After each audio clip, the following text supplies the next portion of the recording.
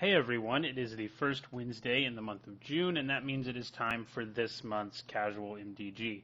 This is a monthly series I do here on my channel where I talk about a deck that's mostly intended for kitchen table play, mostly intended for casual play, not really for tournaments, but to have a fun time with your friends. And they're usually built around some pretty janky card or combo, and this month's sort of thing that I wanted to do was Assault Formation. And that's what we're doing this month. I wanted to build a deck in Standard with it before it rotates out, and that's what we have here. We'll talk about the lands real quickly, and the deck, as you can see, is a 3-color deck, although it only splashes blue for Benthic Infiltrator. Has 4 Evolving Wilds, and then 5 each of the primary colors, and then 4 Timber Gorges and 4 Woodland Streams. You could run better lands than this, of course, but I try to keep these decks pretty cheap, so I don't have like Wandering Femoral and stuff like that in there, because these are supposed to be casual decks, so I keep it pretty cheap. So now we'll talk about Assault Formation here. It's an enchantment. It makes it so creatures with big butts, in other words, high toughness, deal damage, a lot of damage. They deal damage equal to their toughness. All creatures do on my side of the field. I can give creatures with Defender. I can take away their Defender, that is, and I can pump my whole team's toughness if I pay 2 and a green. So this deck plays a bunch of creatures who try to win by having big butts and who win with the help of Assault Formation. The deck does not need Assault Formation to win, but it definitely helps. So we'll talk about the card choices. First of all, we have 3 Fiery Impulses, basically a staple in Standard right now. Killing early creatures is important for this deck, and Fiery Impulse lets it do it. We also run 4 Jaughty Offshoots.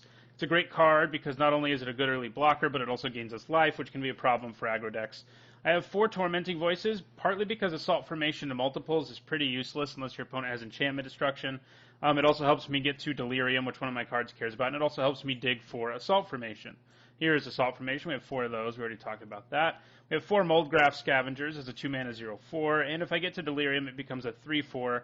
Now, if I have Assault Formation in play, the fact that it has 3 power is irrelevant, but if I don't, the fact that it's a 3/4 is very important. Benthic Infiltrator is great because it can slowly win me the game, or it can more quickly win me the game if Assault Formation is in play. Then we have 4 Crater Elementals, a card that I think most people have largely forgotten, but it's pretty good in this deck. It's a 3-mana 0/6, and it can deal 4 damage to a creature if I sacrifice it. Formidable almost never come up in this deck. Most of my creatures don't have power, or they have very low power, so that's worth mentioning. But it could happen, But it's nice that he's removal, a good blocker, and he can, in the later part of the game, if I have Assault Formation in play, win me the game. We also have 3 Radiant Flames. None of the creatures in my deck die to with 3 damage Radiant Flames except for Jaughty Offshoot. So it's pretty good in this deck. Actually, Hermit of the Natterknolls dies to it too if he's not transformed. But I like him a lot because he forces people who want to play a lot of spells to do it on their own turn or otherwise give me card advantage. And if he transforms, he turns into a very frightening creature with Assault Formation in play. But this is really sort of the key win condition. Playing a turn 4 Gold Knight Castigator after turn 2 or 3 Assault Formation is really bad for our opponent. The opponent's usually probably dead in 2 swings from Gold Knight Castigator because it does do 9 damage. And Gold Knight Castigator is actually in a good place in this kind of deck because I have a bunch of other blockers who can hang back and block and prevent me from taking the extra damage that can happen because of Gold Knight Castigator's downside. I'll talk about the sideboard real quickly. I have a couple Rending Volleys because they're better against some decks than Fiery Impulses. Roast for bigger creatures when Fiery Impulse isn't very good. Smash to Smithereens for blowing up artifacts. Tears of Valakut, which is good against flying and control decks. A 4th Radiant Flames against very creature-heavy decks. A few Glade Watchers against very creature-heavy decks. They're kind of nicer because they can actually block and kill stuff in the early game. Other stuff can't. And Hitchclaw Recluses for against decks that have a lot of flyers. So that is the deck. It's pretty simple. It's also pretty cheap. You can see how much it costs, both in the title of this video, but also in the tapped out deck list that you should find below in the description. And now I'll play 3 matches with the deck.